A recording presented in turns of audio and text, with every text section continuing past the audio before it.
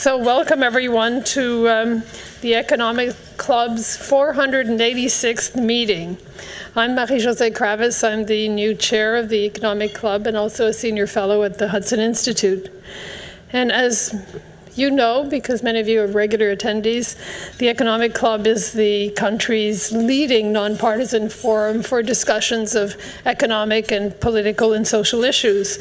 We've had over 1,000 prominent guests during our 111 years of history, and I would argue that they have always maintained a very high level of excellence and integrity in their discussions. I want to recognize some of the Centennial Society members who are here. We have 270 members of the Centennial Society, and they're critical to funding and supporting the Economic Club, and I thank you for being here, and I thank you for your support. We're also delighted to welcome several members of our 2018 Economic Club Fellows who are in attendance today, and they, of course, represent the next generation of business leaders.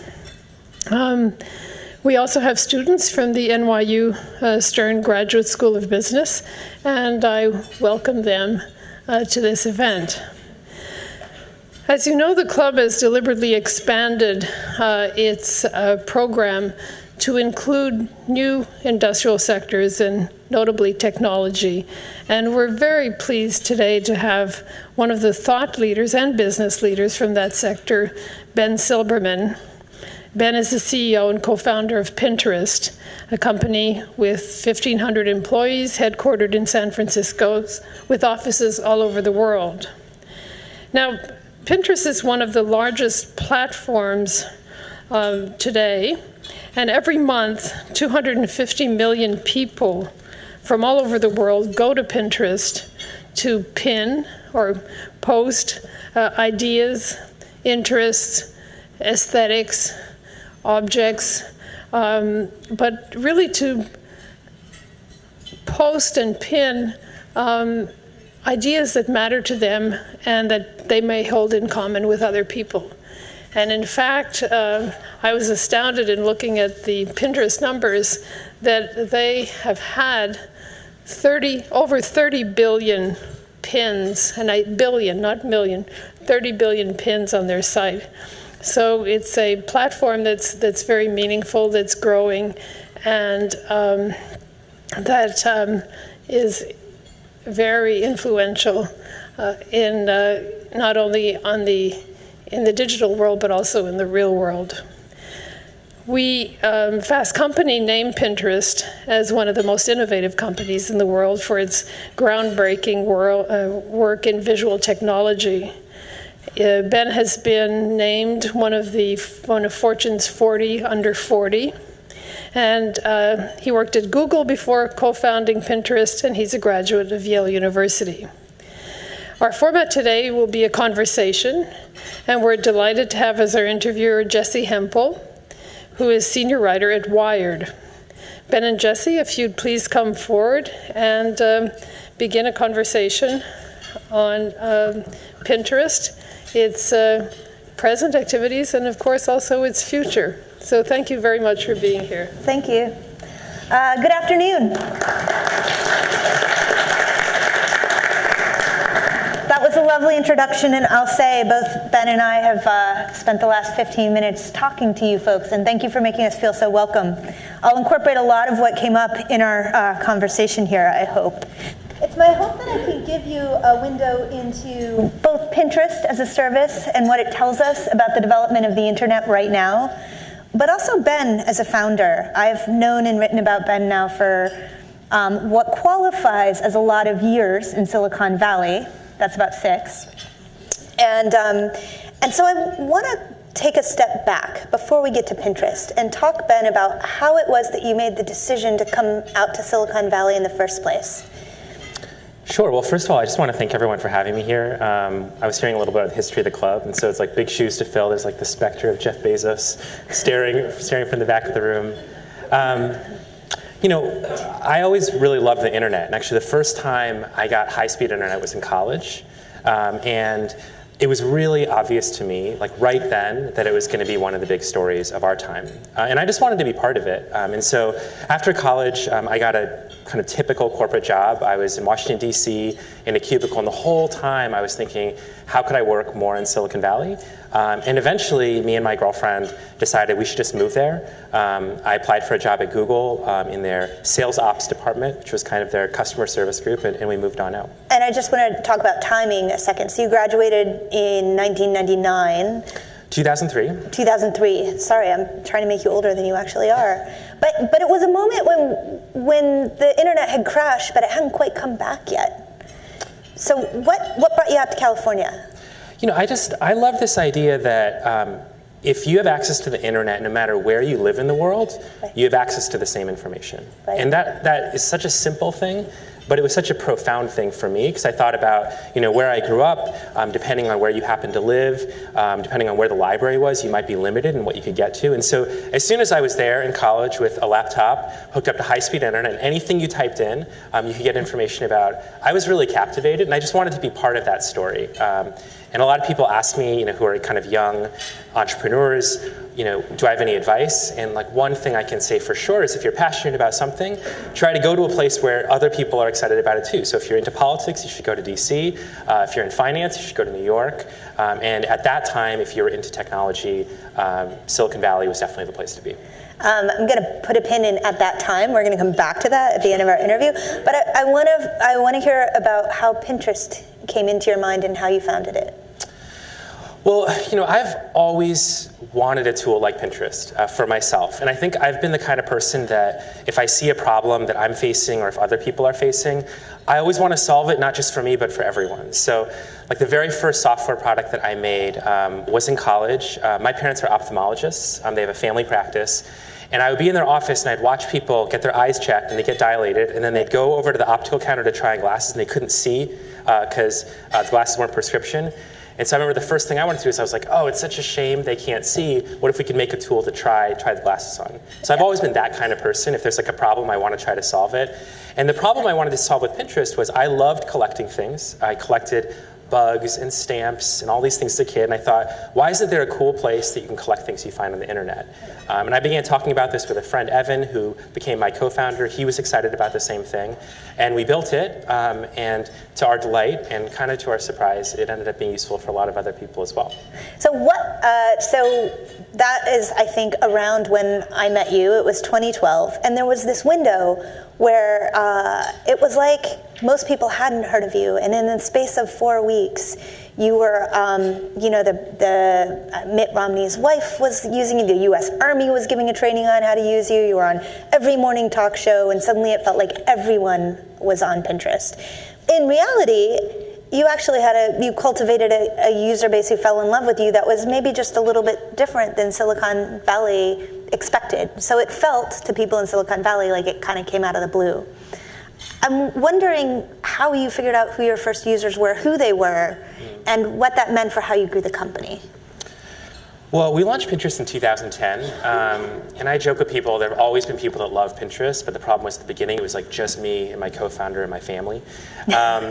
And slowly... Always good to start with your mom and dad. Always good to start with people you know, trust you, give you honest feedback. But look, you know, when we first launched, it was not a hit in what I call tech circles. Yeah. So the stereotype of a tech early adopter, especially back then, was somebody that bought the latest devices, they tried every service as it came out. And a lot of our early users were people like the folks that I grew up with. They were from the Midwest. They were using it for just everyday things in their life, figuring out what do I want to cook, what do I want to wear, how do I want to make my home better decorated. And I think for that reason, Pinterest kind of fell under the radar of almost all of Silicon Valley. The impact was that a couple years later, when it became popular, it felt like it happened all at once, even though people had been talking about it outside of Silicon Valley for a couple years. Right, and there's another aspect to that, Ben, which is that it was very gendered at the beginning, and most of the people making decisions about investing in Silicon Valley were men, and most of your early users were women. I'm curious about, okay, first of all, I'd love for you to tell this story about how Andreessen Horowitz made the first investment in you. Let's see. Man, getting investment in the early days was really tough, to be totally honest. It was not the best time. So think about this after the financial crisis. And it's funny, I heard there were students from Stern that were here. We kind of struck out on the entire West Coast, and we really needed money. And so I was really desperate, and I was looking for alternative ways of getting funding. And I found that there were these business plan competitions at different business schools. And NYU had one where you didn't have to be a student, but you had to know a student. And so we entered that contest, and we got second place. There was a cash prize, which we didn't get, but the second place prize was a meeting with a venture capitalist in New York. And that venture capitalist said, if you can get half the round together, we'll do the other half. And that was where our very first money came from. That was First Smart Capital. Got it. The rest sort of evolved after that. But I think there's a little bit of a paradox with being in venture capital. On one hand, the investors know that they're looking for something really different, because by definition, if it was the same as everything else, there wouldn't be an opportunity there. But on the other hand, they tend to pattern match on the last thing that was really successful. And so when Pinterest was growing, the last two things that were successful were Facebook, which was founded by, famously, a computer science dropout from Harvard. It grew on college campuses. Before that, you had Google, two PhD students from Stanford. And Pinterest, I think, looked and felt really different in both how it was used and who was using it. Right. You know, Pinterest gets lumped into these social media companies. You talked about in one breath. There's Facebook, there's Twitter, there's Pinterest. But in actuality, you're not anything like a lot of those companies. And I'm curious if you can describe, particularly for the people who might not be on Pinterest in the room, like why specifically are you considered Pinterest to be, or let me back up, is Pinterest a social media company? Yeah, well, first, do people use Pinterest in the room? Okay, good. Some people use it, and others don't. So you have to sign up after lunch. Look, people use Pinterest to get inspiration, to create the life they love. And that means different things for different people. Sometimes that inspiration is about decorating a room in their house because they're expecting a new kid. Sometimes that inspiration is about finding a recipe to cook. Sometimes it's something different. If you're a professional, we talked to Jonathan Adler, the designer. He uses it for all of his design work. We met John Chu, who directed that movie Crazy Rich Asians. He said he did all these storyboards and he used Pinterest. But the common thread there is it's getting inspiration, visual inspiration, to do something in your real life. And that's just fundamentally different than what services like Facebook, Snapchat, Instagram all serve. When I think of social media, I think about services that are basically about your relationships with other people. They're about connecting with people in your life. If you put up a photo on one of those services and nobody likes it, you kind of did it wrong. Right. On Pinterest, you're really just doing it for yourself. There are other people there. They're curating content. They're giving you ideas. But you're putting up those inspirations so you can look at those things, so you can develop your own sense of taste and sense of style. And then eventually you can actually go do those things. And our kind of top line goal as a company is we eventually want you to get inspiration online and then go off and do it offline. And that's kind of what gets me excited about Pinterest every day. Well, so talk to me a little bit about how the business has emerged. First of all, what is your business? Well, Pinterest is an advertising company. And the reason that we're an advertising company is there's a very basic alignment between what our users are there to do. They are there to get inspiration for things in their life, and what advertisers want to do. They want to get discovered by people who love their products and services. And that alignment between motivations, we believe is very, very important for advertising. I think internet advertising has a pretty bad reputation. And the reason is because people very often find it intrusive and a distraction from what they're there to do. They say, hey, I'm here to watch this video, not hear about a product. I'm here to talk to my friends. I'm not here to learn about a new credit card. But on Pinterest, people are actually there, and they have a very specific mindset. They're thinking about their future. They're open-minded. They haven't decided what they want yet. So more than 90% of the searches are unbranded. They're looking for high-level inspiration. And that presents a really important opportunity for businesses that, at their core, are using advertising to try to get new customers who haven't heard of their product before. Even as you say that, I'm a definite Pinterest power user, and my Pinterest boards tend to be named things like to buy for the baby nursery, to buy for the gym class. So it's a very obvious and straightforward parallel. So how has it changed over the course of 8 years now? Are you still serving up users pretty much pinners, pretty much the same thing that you were in 2010, albeit a bigger audience? Gosh, I mean, it's changed in a lot of different ways. One thing that is true is the scale has changed a lot. So, look, there are 250 million people that use this service, and they use it all over the world.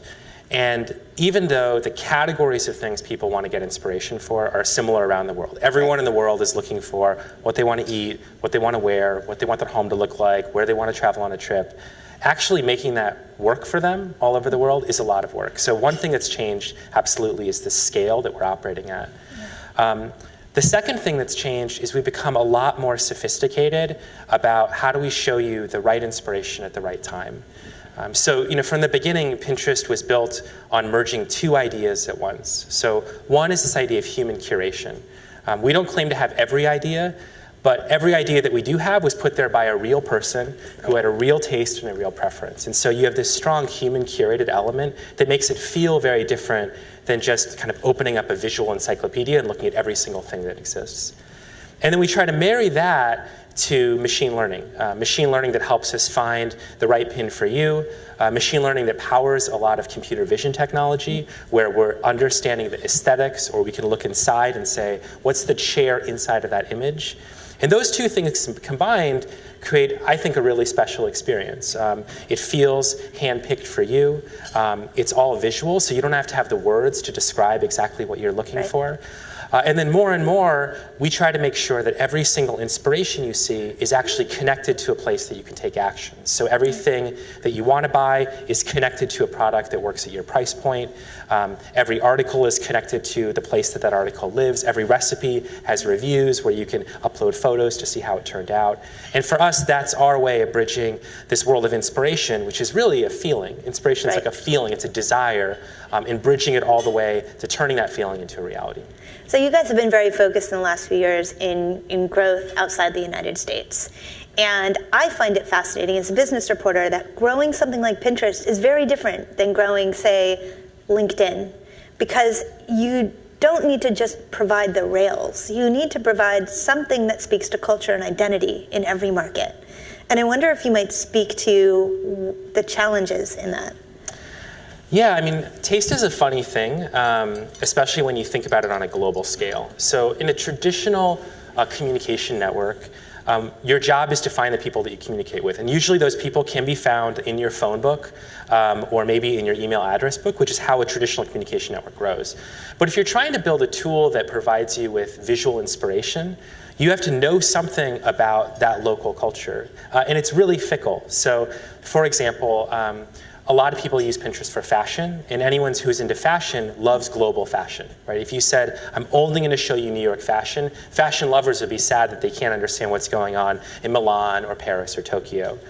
But in contrast, if you're talking about something like what I want to cook for dinner, it turns out that people like to cook the food that's popular in their country. And early on, I remember we were launching in France, and people would look at like popular recipes, and they were all American casseroles. And people were disgusted. They were like, oh my God, this looks terrible. Like, who eats this for dinner?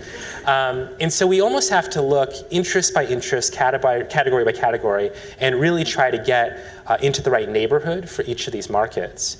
And then the more that you use the product, the more that Pinterest tunes to your specific tastes and aesthetics and preferences.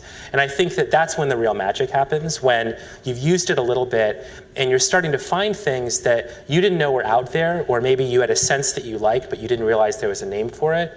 And that experience is something that we hear from pinners all the time. We'll have pinners write in and say, oh my gosh, I didn't think I had a great sense of style. I didn't think there was a name for that couch that I love, but there is, and there are other things that are like that. And that feeling is a really special one. It makes people feel more confident and proud of what they like.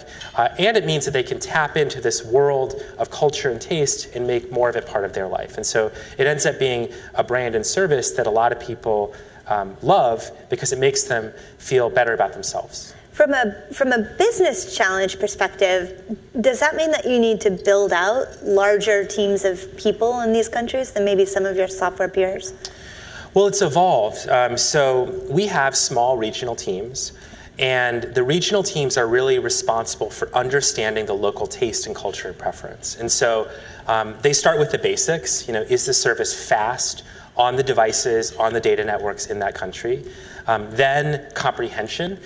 Did we do a good job translating the concept of pinning and saving and boards so people understand this is a tool for inspiration? And then when you have those covered, they start to look at local taste and preference. And we found that having people that are local is very hard to substitute for. It's very hard to sit in San Francisco and try to project what somebody in Israel or France or Japan or anywhere in South America really wants. So having people on the ground is really useful. They pass back those requirements, and then a lot of the core engineering is still based in San Francisco. And that may change in the future, but today the bulk of product design and engineering is still based locally with us here in the United States. And you love to go out and meet the actual pinners, right? Yes. We have a set of values of the company, and the first value of the company is put pinners first. And the reason is that I've always believed that if customers really love your product, everything else will follow from it. And that's something that's really obvious when you're a very small company, but there are so many companies that take their eye off the ball in terms of, are we satisfying the expressed and the unexpressed needs of our customers? And so I try to make it a point to get out of San Francisco. My co-founder and I go all over the world. And the purpose is not like a press tour. It's just to meet pinners and actually also people that have tried the service and don't like it. And find out what's working and what's not working. We invite people into the office from around California. We get lunch every other week or every 3 weeks with a pinner. And it's just to keep a pulse on what's working and what's not working in the service, and also to set an example for our employees, because I think that it's very easy to sort of sit behind a computer and you're working on a component of a service, and you begin to use data or graphs or research almost as a proxy for understanding what people really want. And I think there's a tremendous danger when you're trying to have a small group of people build for a very large group of people of getting distant from what the average person wants from your product or service. Where have you been lately? So we just went back to the Midwest. I grew up in Iowa, and so it was fun for me. We went to Des Moines, where I grew up, and we met with pinners. We actually met with a bunch of public school teachers that are using Pinterest in their classrooms. And then we drove to Kansas City. We stopped in some rural locations just to see, are people using Pinterest differently? And then we landed up in Kansas City. So we did that trip a few weeks ago. Earlier this year, we went out to Pennsylvania. We did a trip out there. We've gone to our offices in Brazil, in Japan, in France, in England. Can you tell us one thing that was unexpected that you learned from one of those trips? One thing that was unexpected. We met with a pinner, and she told us a story that I thought was really interesting. She said that when she was a kid, dinner was really special. She had a single mother who really took care to put something special on the table every night. Yeah. And she was using Pinterest, and specifically a product called Lens, differently than a lot of people. So Lens is a product that lets you take out your camera and take pictures of things, and then it tries to find inspiration back on that picture. And so she goes to the grocery store, she finds out what's on sale, she walks around, and then she takes pictures of those ingredients and pulls up recipes based on those ingredients, and then cooks those recipes for dinner. And I thought that was really cool because we asked her, why do you do it in the store? Why do you use Lens? She didn't seem like a person that used technology for technology's sake. And she just said, look, this is the fastest way that I can make something different with the food that's on sale. So it saves me time and it saves me money. And I came back and told the team that story, that those are two things that are probably not going out of style, like saving someone time and saving someone money, and then putting something healthy and easy to cook on the table every day. I'm glad you mentioned Lens because it makes me think about how far computer vision has progressed in a very short period of time. And I know you guys are very focused on it. And I want to know where it's going next and what that's going to unlock for you guys. Yeah, the field of computer vision is going through, I think, a very special moment in time. And all technologies go through these cycles. So look, when we started Pinterest, people were using keyboards. iPhone comes out, and touch comes online. A few years ago, voice really went mainstream. I've got a 3-year-old, and he's always shouting at Alexa in my kitchen, and that's just the way he interacts with computers. And I very much believe that computer vision technology is going to be the next interface for interacting with content on your phone and actually things in the real world. Like, people are so visual. I mentioned my parents were ophthalmologists, and if you just study the brain, so much of your brain is built on processing visual information. And so we're just reaching this point where computers are beginning to understand visual content. And so at Pinterest, we look at three things. One is we try to understand the aesthetics of an image. So you can take a picture of a scene in a room, and we can understand, hey, here are things that are visually similar, they're the same taste or the same style. We try to go inside of images and extract objects, and that's really important. Usually, when you go to a store, right, and you go window shopping, they don't just have everything against a white background. They try to show it to you in context. But you want to be able to go in and say, hey, where do I get that blouse or those shoes or that dress? And so we're working on extracting those objects out and searching those. And then Lens is sort of the cutting edge of that, and that would let you go out in the real world and use anything you see as a jumping off point for inspiration. And these technologies are things that you have to invest in over a period of years. We started investing in it, like 4 or 5 years ago, when it was very much in the research phase. But I think in the next 3 years, you're going to see computer vision technology go mainstream across all the major technology companies. I'm excited to see what that brings. Let's talk about your business a second. It's been a big year for you guys. The New York Times just wrote a great story. Erin Griffith's story, if you haven't read it, is great. And so she reports that revenue has grown 50% year over year. That growth is accelerating. And that you guys are on track to top $700 million in revenue this year. I know that you would love to confirm that for all of us, but I'm not going to ask you to. I'd love to know, though, where growth is coming from. Well, look, we're seeing growth from two places. First, we're seeing the advertisers we've worked with for years spending more year on year. And that is incredibly important to me because it means that the advertising is working. We work with both big advertisers, the Walmarts, Targets of the world, as well as small businesses. And what they're excited about is the unique mindset that Pinners are in when they're using Pinterest. So there are a lot of places you can reach people, but Pinterest is special because people are there specifically to get inspiration about their future. And that creates an environment where if you're trying to introduce someone to a product or a service, you can do it in context, in a way that makes your brand feel inspirational and positive. And you have a chance of getting people who haven't heard of your product before, whereas if you wait until someone knows the exact name of your product, you've basically gotten that person already. Right. They're not going to drive incremental growth. And so that's one area that we're really investing in. And then, of course, there are new businesses that are coming online. So some of those businesses are businesses that are just the type that hold back a little bit until all of the bells and whistles of an advertising platform are built. We're getting more and more small businesses. And then we just started advertising outside of the United States. So more than half of Pinterest users are outside of the United States, even though the vast majority of today's advertising business is in the US. Mm-hmm. So we're just starting to make the same investments that we made with users 4 years ago with advertisers as well, launching advertisements in the UK, in Canada, in France, and in other countries soon to come. And so I'm sure you definitely want to tell us when we might expect to see an IPO? We don't comment on that. But what I will say is that we want Pinterest to be an independent company. And the reason is that I just really believe that Pinterest has an opportunity to chase down this mission of giving everyone inspiration to create the life they love in a different way. We've always taken what I call like a very human and user-centric approach to the world. So, when I was at Google, it's a very technology-centric approach to solving problems, which is, of course, incredible. But Pinterest started with this idea that you can get inspiration from other people who have amazing taste.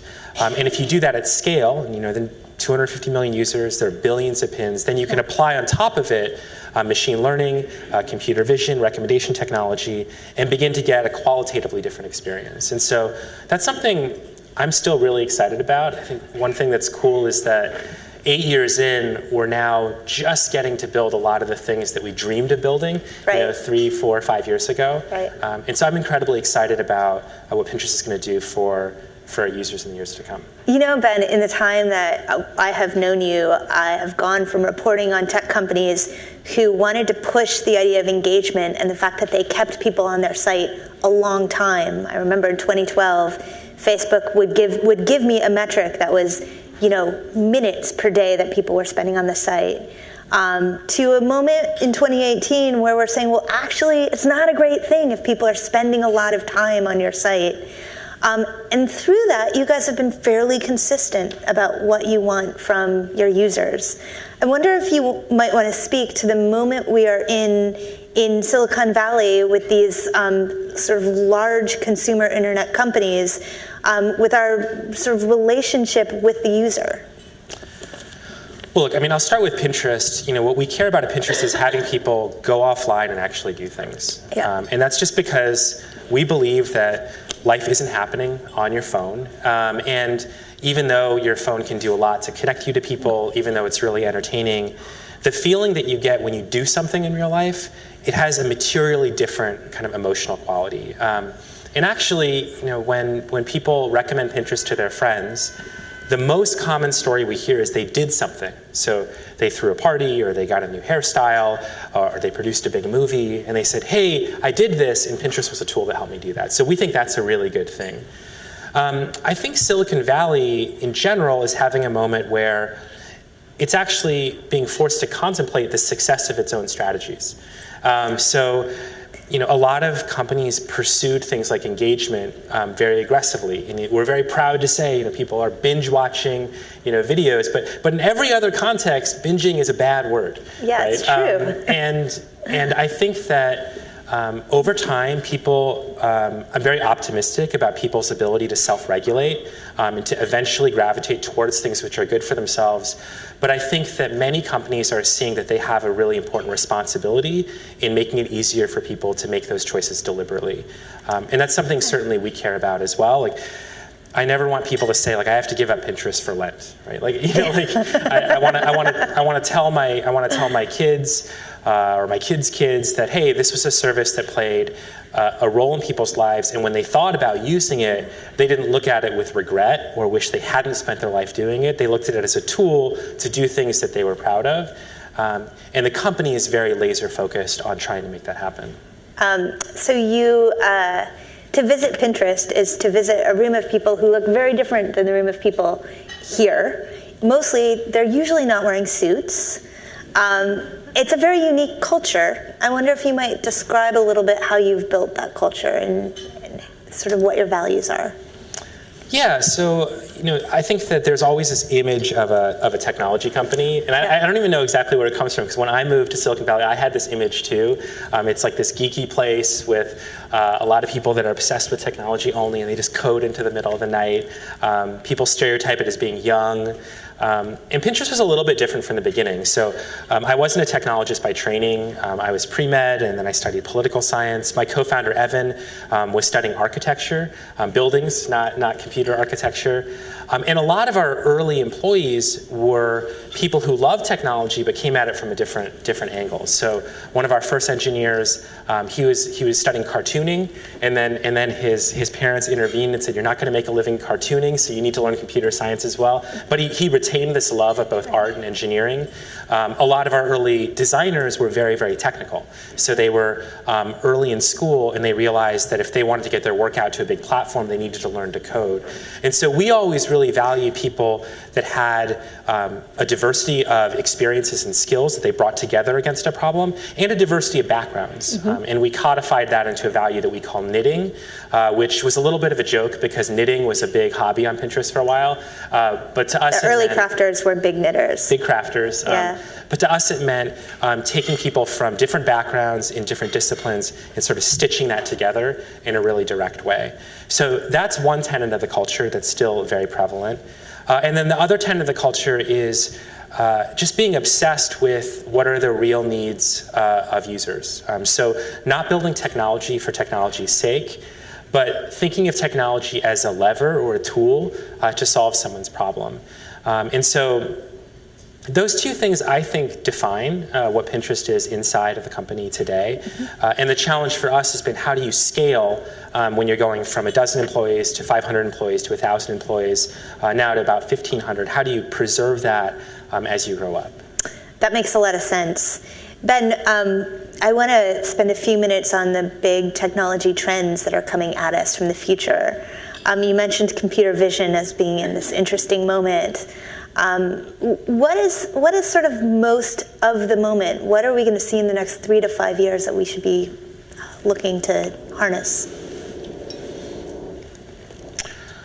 Well, so we mentioned the first one. I think computer vision is something that feels futuristic now and is going to feel incredibly familiar in just a few years. And that's because it takes the primary way that most people interact with the world, and it makes it the way that you interact with computers. And so there are some technologies that will forever feel very foreign, and there's some technologies that as soon as they're invented, you almost forget about what the world was like before that. And I think touch was one for sure, voice is the second, and computer vision is going to be the third. So that's a really big deal. I think second, as personalization matures, we're going to be challenged to find ways not only to show you things that you already like, but to show you things that are outside of your comfort zone. And so, one example of this is if you use one of the big music services like Spotify or Apple Music. For a while, it felt like they would narrow you down, and you kind of get very narrow cast into a type of music. And now they're getting better at diversifying you back out and showing you things that you might not have heard, that you might be interested in, giving you the context for why. That's something we care about very much at Pinterest. If you use Pinterest for one thing, we don't want it to become the only thing that you care about. But that theme is going to be relevant for politics, for news, for recommendation engines in general. And so figuring out what is the right balance between showing you something that we know you're going to like and showing you something that represents the broader views of many people. What's the agency that people have in that? Tech companies have a lot of power over their own algorithms. I suspect that people are getting smarter about understanding that they want to broaden beyond the recommendations they're given. What does it mean to be a healthy consumer of technology right now if you're using these services? And do you think that people can do that on their own, or do you think that technology companies to some degree have a power that needs to be regulated, essentially? I think there's probably a different answer for different kinds of products. The way we approach it at Pinterest is we try to give people controls. We show people things that are recommendations we think you'll like. We also let you follow people and see things just from those people. And that balance of giving people control and agency while also making it easy is one that we're always struggling with. Like, we don't want to make you fiddle with a screen full of options and knobs, but at the same time we want to make you feel like when you see something, you know why it's there, and if you don't like it, you can remove it and remove things that are like it in the future. Yeah. But depending on the service, I think that different solutions are going to be required. But I do think it's an important topic for our time, and I think it's important across a whole variety of domains. So I don't want to take us too far off. So we got computer vision, we got personalization. You have a third one to leave us on? I think the third one that I think about a lot is what is the emotional relationship that products have with the people that use them. There's a really big theme being talked about today, which is the theme of psychological loneliness. So the UK just put out a huge report on this. The former Surgeon General said that it was the public health problem that he was the most worried about. And there's some irony in this concept that in a world where everyone feels very, very connected, they feel lonely. They don't feel like they're part of a group. And that's just one of the emotional sort of landmines that you think about when you think about products that people are spending a lot of time on. And so at Pinterest, one thing that we try to take stock of is what is the emotional relationship people have with our product. When we ask people, how does Pinterest make you feel before, during, and after, we try to take stock of those things and think about what are the conditions on the platform that enable those things to grow and flourish, and what are the things on the platform that could diminish those things. So in the case of Pinterest, people say, I feel inspired. Right. They say that I want to try things that are new. People say that I feel more self-confident. And then what are the things that could make that go awry? Well, if you pin something and someone says, you look terrible in that, you're not going to feel that way. If we create a community feature and there are trolls there, you're not going to feel that way. And understanding that is the first step, and then actually engineering those environments is something that I think is very, very difficult to do, but is a challenge that we think is really important because a lot of the reason that people use Pinterest is because of that emotional value proposition. We talk about inspiration, and inspiration is very much a feeling. And if we can create a place where people can consistently feel inspired by things that are relevant to them, and then connect them to the places where they can turn those inspirations into a part of their everyday life, we believe that's a service that will be relevant for people for many years to come, even as platforms change, even as technologies change. And so we're very focused on trying to solve that, but there's not like a silver bullet where I could say that we've cracked the code. And so it requires constant diligence and constant pressure testing to find out whether we're making good on that promise with our users. So I want to bring us back full circle to end our time together. So thinking back to that young guy at Yale coming out of school in 2003, what piece of advice would you give him, knowing what you know now? What piece of advice would I give him? Give me a second, let me think. Should have thought of this before. It's kind of like I know, it's such a trick question to throw at you at the last. Let me think about this. I could give you a stock answer, something like, I would have said, go sooner, kid, try harder. I see. Well, so, I think one thing that I've learned is that there are so many different kinds of intelligence kind of in the world. And I think, I was pre-med, and so pre-med is a very, very tracked thing, right? The kind of intelligence that matters is the kind that gets you a high score on your MCAT and then gets you into residency. But when you start a business, you realize that there are different people that bring very, very different things to the table. So there are some people that are incredibly gifted at working with other people. Like they're charismatic, people want to follow them. Some people are very street smart, would be the way to think about it. My co-founder, Evan, is a designer by training. He's amazing at looking at a whole set of variables and balancing them out and then kind of bringing them together in a really elegant way.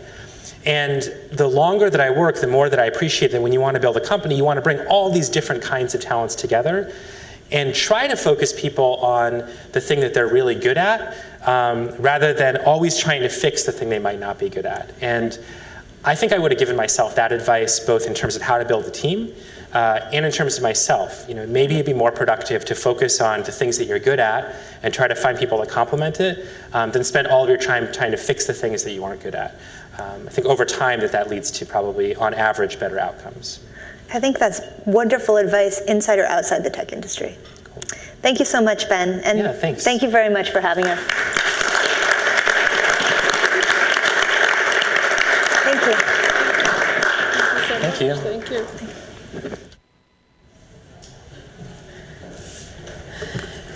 Thank you, Ben and Jesse. Ben, you used the word inspiration many times, and that was really an inspiring conversation. So thank you very much. And I noticed also that Pinterest uses the word discovery more than search, and that too was a very wonderful adventure. And I say on a personal note, as someone who's always been supporting the arts and arts education, it's music to my ears to hear you talk about visual learning. So an extra special personal thank you. I just want to remind everyone that this Wednesday we'll have Ken Fraser, who's the chairman and CEO of Merck. And then later this month, of course, we have Robert Kaplan, Ian Reed, Reid Hoffman. So I hope that you'll and many more. But I hope to see you then, and please enjoy your lunch.